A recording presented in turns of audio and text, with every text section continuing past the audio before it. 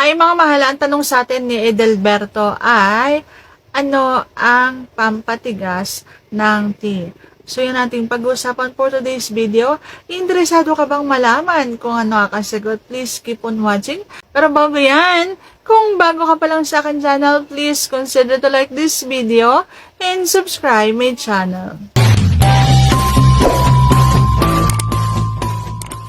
Sa una, so, syempre, ibangga-bangga mo yan doon sa taong kasama mo. Yung natitipuhan mong pasukan ng tea mo.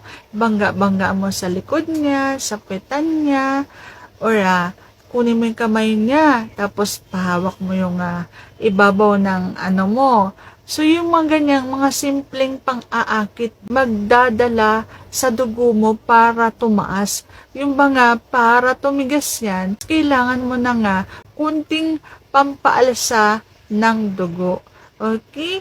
So, kapag ka nagawa mo yan at wala pa ring epekto, usapin mo, kainin ka. Kapag gusto kong tumigas ang tea, ang ginagawa ko, yung mga sisid mula loob hanggang labas. So, hahawakan ko yan syempre at sisimulaan ko ng dilaan, yung kanyang dibdib. Habang hinahawakan ko yung kanyang sandata, pababa na ako. Yung paikot-ikot yung dila ko, dila, sip-sip, yung mga ganyan. Pababa yung aking bibig, yung mga ganon. So, kapag halimbawa nahawakan ko na yan, so, syempre, imposible talagang hindi magwawala yan. Imposibleng hindi yan titigas eh.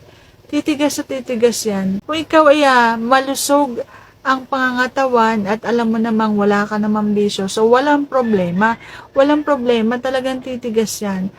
Kulang lang kayo doon sa haplos, himas, doon sa subo, kain, lap-lap, sip-sip, yung mga ganun. Kulang lang kayo sa ganun. Saan na gusto mga kasagot? And if you like this video, please consider to like this video and subscribe my channel. Thank you for watching and see you on my next vlog.